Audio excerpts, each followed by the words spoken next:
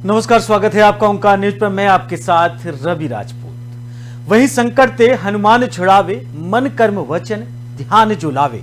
अर्थात अगर आप अपनी पूरी भक्ति के साथ उनसे प्रार्थना करते हैं तो भगवान हनुमान आपको संकट से बचाएंगे।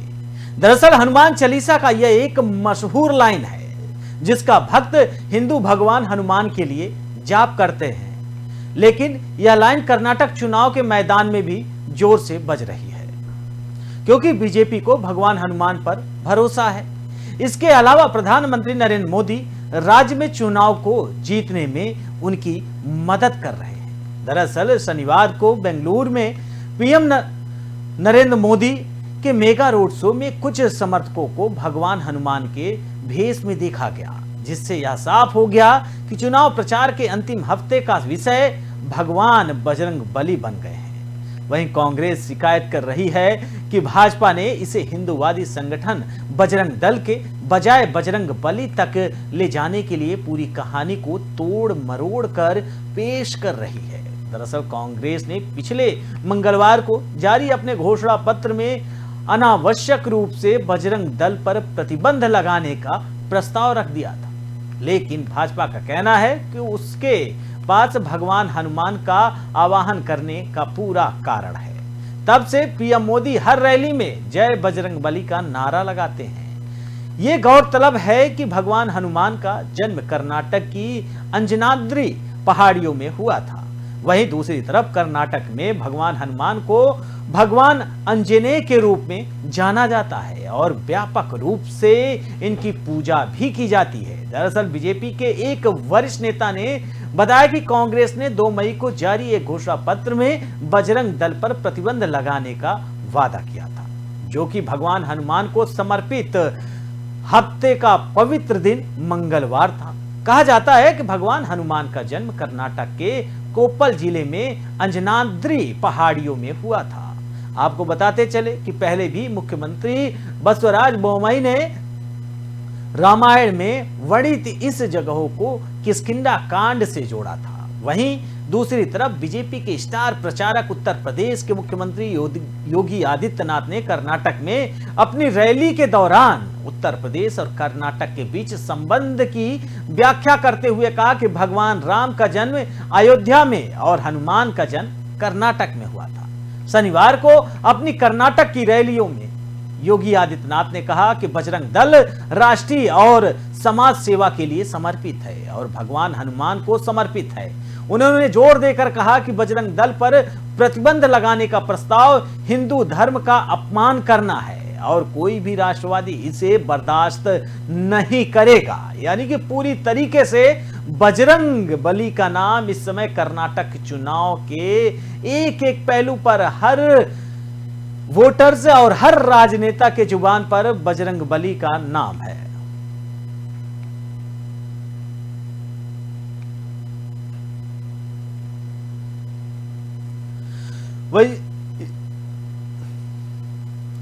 वही इसी मुद्दे पर आज हम चर्चा करेंगे और सवालों से ये पूछेंगे कि आखिर भगवान का नाम लाना कितना वाजिब है। आपको बता दें कि इसी मुद्दे पर चर्चा करने के लिए 2 मेहमान हमारे साथ जुड़ रहे हैं। संदीप त्रिपाठी, कांग्रेस नेता, आपका बहुत बहुत स्वागत है। वहीं आपको बताते चले कि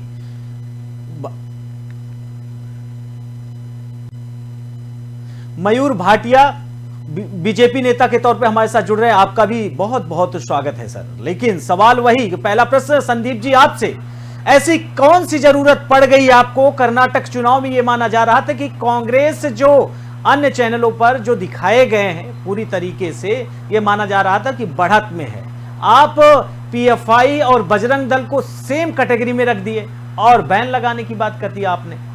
संदीप जी देखिए, इस तरीके से भारतीय जनता पार्टी के पास कोई मुद्दे नहीं है और वो जो 5 साल की सरकार रही और डबल इंजन की सरकार 9 साल से केंद्र में चल रही है, वो अपने काम के आधार पर वोट ना मांग करके भगवान का सहारा लेने की कोशिश कर रहे हैं। और मैं याद दिलाना चाहूंगा कि आप राजस्थान का चुनाव याद कर लीजिए, जहां पर आदित्य योगी नाथ जी ने बजरंग बली की जात बताने का काम किया था और बजरंग बली ने इनको वहां पर भी निराश किया था और कर्नाटक में भी निराश करने जा रहे हैं।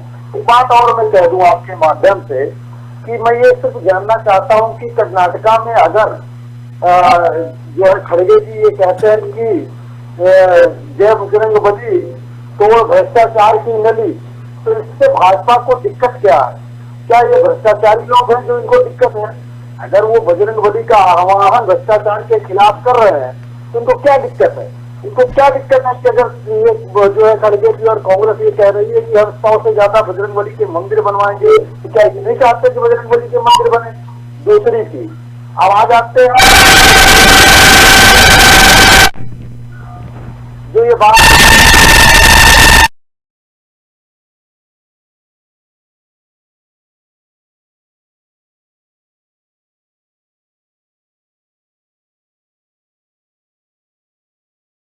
जो अभी घटना के बाद किस तरीके से आप मध्य प्रदेश के जबलपुर डिस्ट्रिक्ट में किस तरीके से कांग्रेस के कार्यालय को तोड़ा फोड़ा गया इन गुंडों के द्वारा छिंदवाड़ा के कार्यालय में घुसकर लोगों को मारा गया, लोगों की हत्या का प्रयास किया गया, कार्यालय में तोड़ फोड़ की गई। ऐसे लोग अगर आप जो है ऐसे संगठन को बजरंगबली से जोड़ते हैं तो इस शर्म की बात है। और बात और मैं कह दूं संदीप जी उसके बाद आपका सवाल बिल्कुल आपके माध्यम से बात और मैं रख देता हूं कि जिस तरीके से बहुत सारे संगठन इस्लाम के नाम पर बने हैं और इस्लाम विरोधी गतिविधियां करते हैं, वैसे ही अगर कालनेमी राक्षस की तरीके से राम राम करने से वो राक्षस भगवान या देवता या इंसान नहीं हो जाता। ये राक्षसी संगठन है, इसकी तुलना बजरंगबली से करना कहीं ना कहीं बजरंगबली का ही अपमान है, क्योंकि बजरंगबली ने सेवा भाव सिखाया है। उन्होंने ये नहीं सिखाया कि आप कहीं पर जो है किसी पर अत्याचार करें, बल्कि अत्याचार के विरुद्ध वो लड़ना सिखाया है। तो ये कहीं ना कहीं। दूसरी बात, हनुमान सेना, हनुमान जी खुद अपने आप में सक्षम है और साक्षात आज भी धरती पे है। गिने चुने जो है 8 महापुरुषों को कहा जाता है कि धरती पे है, उसमें से हनुमान जी भी है। तो आप ये कहना कि हनुमान सेना आपकी क्या जरूरत है? भाई बजरंगबली साक्षात हम लोगों के साथ है, आप जबरदस्ती की सेना बनाए डाल रहे हो, काय ये नौटंकी कर रहे हो? आइए आप जो है कर्नाटक की जनता के मुद्दों के आधार भाटिया जी एक ड्रामेबाज आता है जो है गुजराती ड्रामेबाज,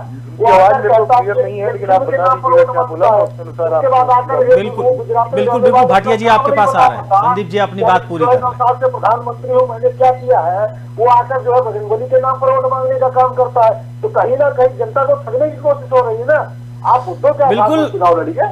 भाटिया जी, संदीप जी का सवाल है कि ये जो अलग अलग जगहों पर तोड़फोड़ हुई, जो ये संगठन के लोग रहे और इनकी मतलब बजरंग दल की तुलना आपने बजरंगबली से कर दी, तो ये कुछ सही नहीं है। देखिए रवि भाई, मैं आपके चैनल पे आज पहली बार आपने मुझे बुलाया, पहले तो उसको बहुत बहुत धन्यवाद करूंगा। जी जी। और ये जो हमारे कांग्रेस के मित्र जो सवाल कर रहे हैं, इसमें संपूर्ण जवाब है, हमारे पास एक चीज का जवाब है। सबसे पहले तो मैं कहना चाहूंगा कि इनकी जो मानसिक स्थिति है वो इनकी पार्टी की वो बड़ी बिगड़ी हुई है। आज एक जमाना था, एक जमाने पहले जब कांग्रेस सत्ताधारी पार्टी हुआ करती थी, जब कांग्रेस कई प्रदेशों में हुआ करती थी, सेंटर में भी हुआ करती थी, तब ये हिंदुओं को महत्व नहीं देते थे, ये टोपी वालों को महत्व देते थे। मतलब ये खुद एक पोलराइजेशन का काम करते थे। लेकिन जब से नरेंद्र मोदी की सरकार आई, उन्होंने हर प्रकार के व्यक्ति को पूछा, हर प्रकार के व्यक्ति को, हर जाति को सम्मान दिया, सबको पूछा, जनता को एकजुट किया, विकास के धरातल पे किया।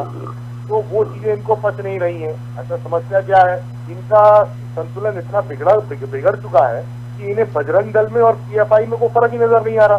अरे भैया, पीएफआई में सैकड़ों मुकदमे, टेररिस्ट टाइप मुकदमे, काफी जांचें चल रही हैं ऑलरेडी, गलत गतिविधियों में पीएफआई के लोग पाए गए।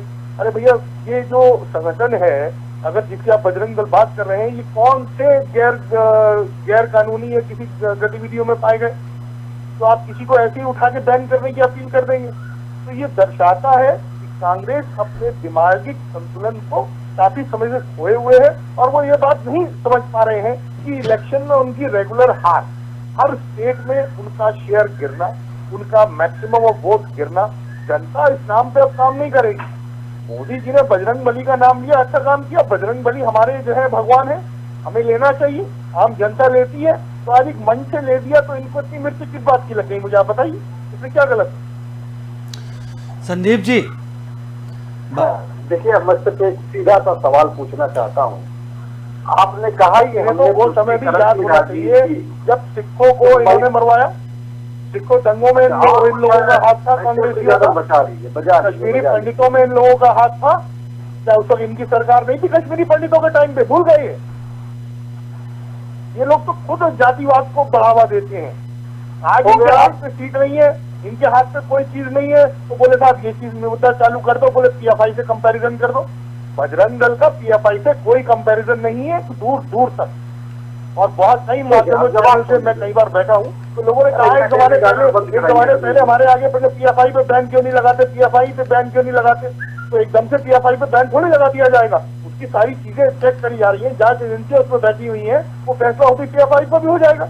लेकिन बजरंग दल पे तो आप एक गैर कानूनी, गैर मतलब भारत के अगेंस्ट कोई टेररिस्ट एक्टिविटी आप दिखा तो दो बजरंग दल से। संदीप जी, आप अपनी बात रखें। तो बोल लीजिए, बीच में मत बोलिएगा। नहीं, मयूर जी अपनी बात पूरी कर लिए, आप अपनी बात रखिए।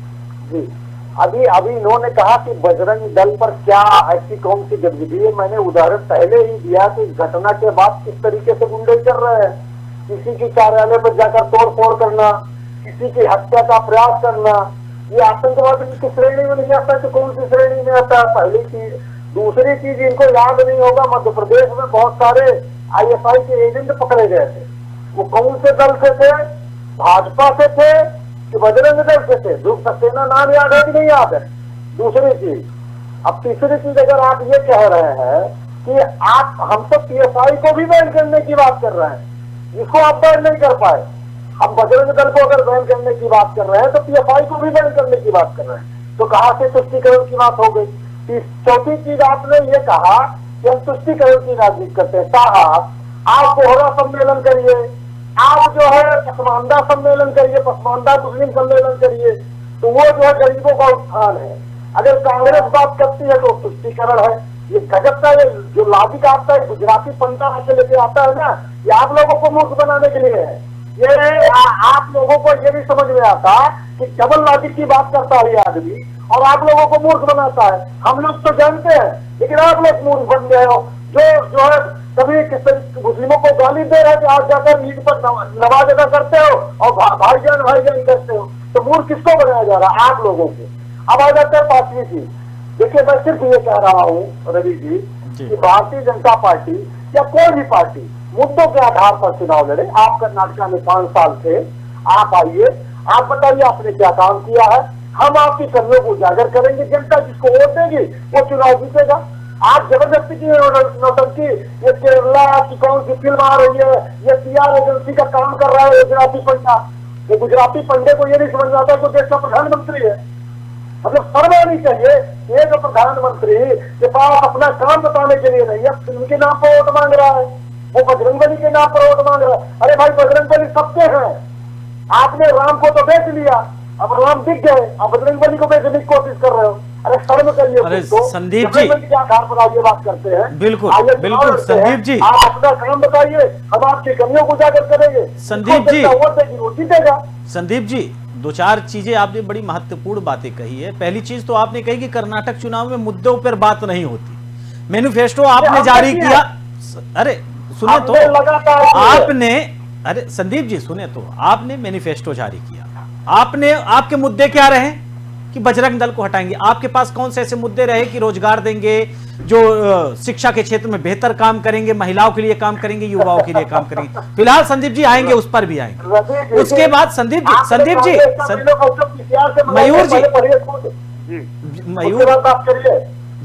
जी, मयूर जी से भी हमारे प्रश्न है। अगर मयूर जी, सुनिए संदीप जी, अगर मयूर जी, अगर संदीप जी देखिए, सुनने का साहस रखिए, और अगर आपको जवाब देने का पूरा मौका देते हैं, आप अपनी बात रखिएगा, बिल्कुल हमारे तरफ से कोई रोक टोक नहीं होगी। दूसरी चीज, आपने बोला कि भारतीय जनता पार्टी ने राम को बेच दिया। आपको लगता है कि राम बिक जाएंगे? आप राम बिक गए, अब हनुमान को बेचने की बारी है। आपको लग रहा है कि भगवान बेचने की चीज है और भगवान किसी के बेचने से बिक जाएंगे? ठीक है, हमने वो भी मान लिया। अभी मयूर भाटिया जी से इस प्रश्न का हम उत्तर लेंगे कि आखिर भगवान को आपने बेचा है, और इस प्रश्न का उत्तर दिए। सवाल ये है कि बजरंग दल का आपने लिया, बजरंग दल कौन संगठन है, कब यह बना, किस कारण बस बना? संदीप जी, आपसे अब थोड़ी सी जानकारी चाहेंगे कि आप इस, अगर बजरंग दल को आप आतंकवादी संगठन मान रहे हैं, पीएफआई के बराबर अगर तुलना कर रहे हैं, तो हम ये भी जानेंगे कि आखिर बजरंग दल बना कब, इसका कारण क्या रहा है, और इसके बनने के पीछे और इसके जो कार्यकर्ता है और इसके जो पदाधिकारी है वो करते क्या है। एक बार आप स्पष्ट कर दें संदीप जी, फिर उसके बाद हम सारी कहानी आपसे जानेंगे। देखिए, हम सिर्फ एक चीज जानते हैं, माननीय नरेंद्र मोदी जी ने एक बयान दिया। संदीप जी देखिए, मुद्दे पर हम बात करेंगे, सटीक बात करेंगे, हम भटकेंगे नहीं। हमारा आपसे प्रश्न है कि बजरंग दल कब बना, क्यों बना, उसके पीछे का कारण क्या रहा, बजरंग दल का कार्य क्या रहा, और बजरंग दल के अब जो पदाधिकारी है इस संगठन में जुड़े लोग वो क्या करते हैं। सीधा प्रश्न है, आपको जवाब देना है।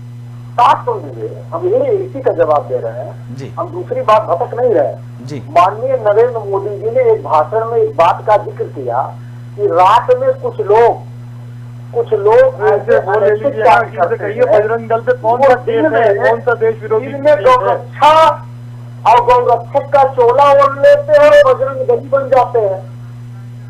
ये किसने कहा था? और ये गुंडे हैं।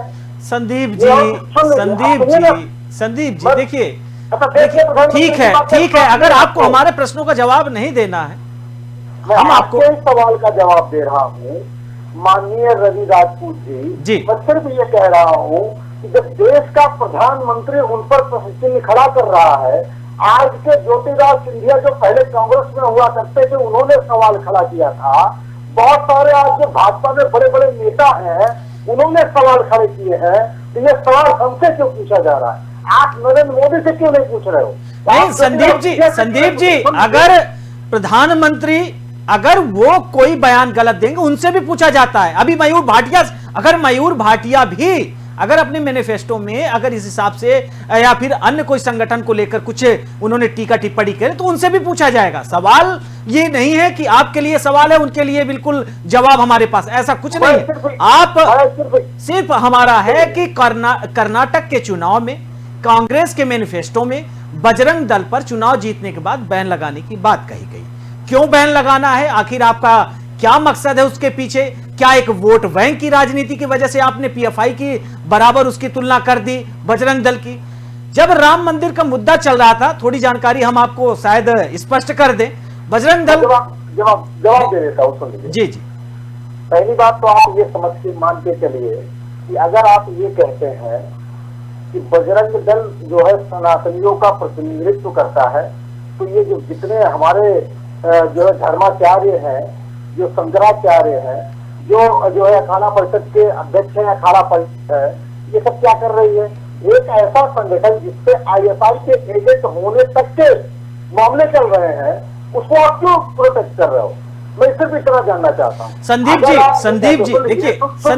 संदीप जी, ये हमारा कोई ये मकसद नहीं है कि मैं बजरंग दल को उनका सरल लो बजरंग दल। सिर्फ हमारा प्रश्न आपसे है कि अगर आपने बजरंग दल पर बैन लगाने की बात कही है तो क्यों कही? अगर आपको लगता है पीएफआई के बराबर बजरंग दल है तो आप स्पष्ट करिए कि हमारे जो आंखों के सामने जो समानता है PFI equal to Bajrang Dal, आप उसे स्पष्ट करिए। हम पूछेंगे मयूर भाटिया जी से। देखिए, मैं यही बात बार बार कह रहा हूँ कि आप मुझे बताइए कि जिस पर आईएसआई एजेंट होने के आरोप नहीं, मुकदमे चले हैं, जेल आज भी जेल में है वो लोग, वो उन पर ये सवाल नहीं खड़े होते हैं। जो संगठन दिन दहाड़े आकर प्रशासन की नाक के नीचे एक जो है राष्ट्रीय पार्टी के कार्यालय पर जाकर तोड़ फोड़ करता है, उसके कार्यकर्ताओं को जान से मारने की कोशिश करता है, आतंकवाद होता क्या है? आतंक फैलाना ही आतंक। फिलहाल संदीप जी आप बाद में बताइएगा आतंकवाद होता क्या है। एक रिएक्शन ले लें मयूर भाटिया जी से। मयूर भाटिया जी, सवाल वही कि अगर चुनाव आता है तो राम नाम का जाप, हनुमान का जाप, धर्म की राजनीति, और चुनाव जैसे बीत जाता है उसके बाद आप लोग का वही काम कि अपना काम हो गया, बाकी जनता का जो काम है जनता करे, फिर चुनाव आएगा, फिर आएंगे आपके बीच में भगवान राम का नाम लेकर।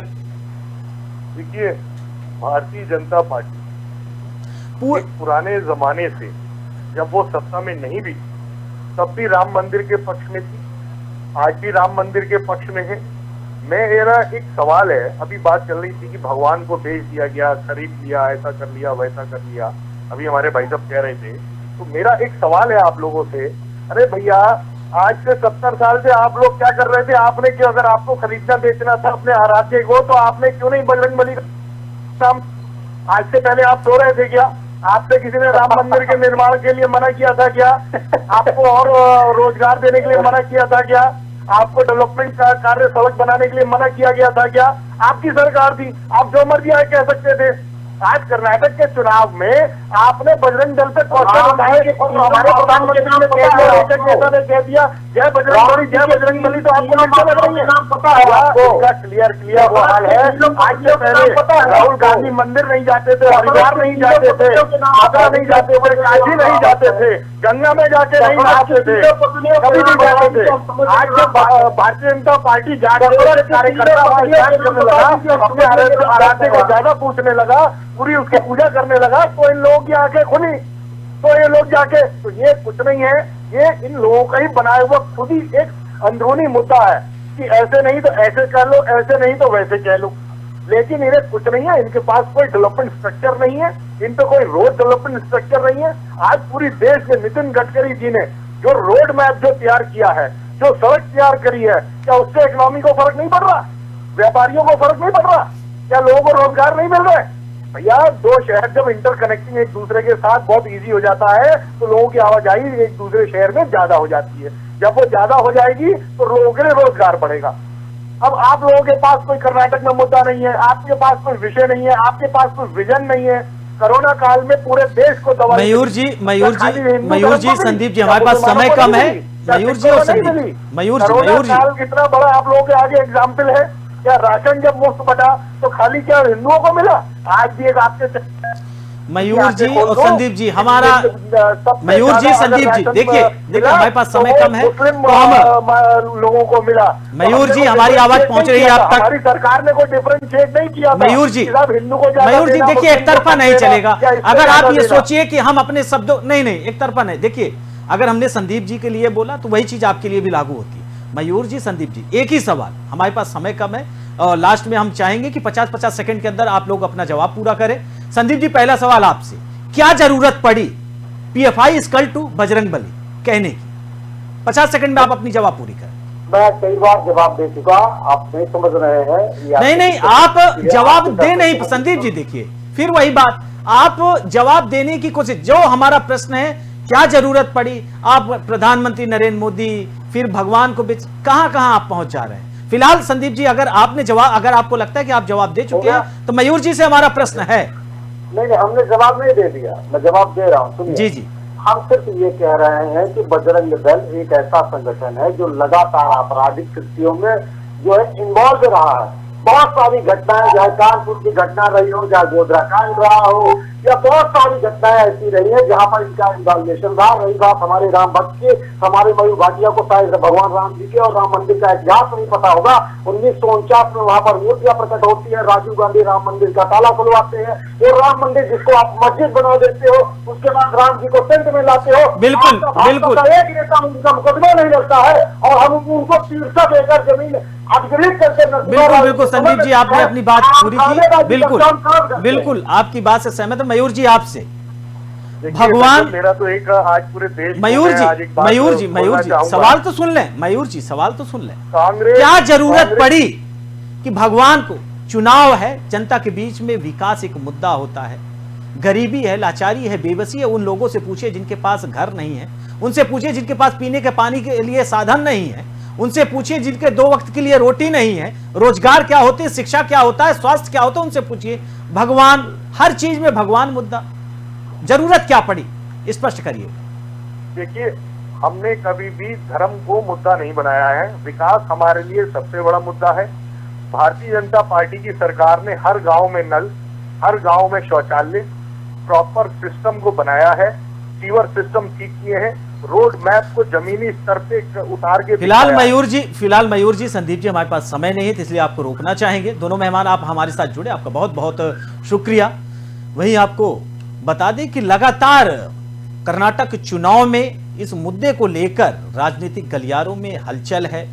लगातार एक दूसरे पर जो आरोप लगाया जा रहा है, भारतीय जनता पार्टी कांग्रेस पर आरोप लगा रही है कि धर्म विरोधी पार्टी है कांग्रेस, वही कांग्रेस आरोप लगा रही है कि विकास के मुद्दे को छोड़कर प्रधानमंत्री समेत पूरी भारतीय जनता पार्टी जो है वो पूरी तरीके से सिर्फ और सिर्फ धर्म को आगे रखकर राजनीति कर रही है। सवाल वही कि जनता के बीच में जाने के बाद जनता के दुख दर्द को सुनना, उसके बीच में भगवान का नाम लेना, मुद्दा बनाना, क्या इतना ठीक है?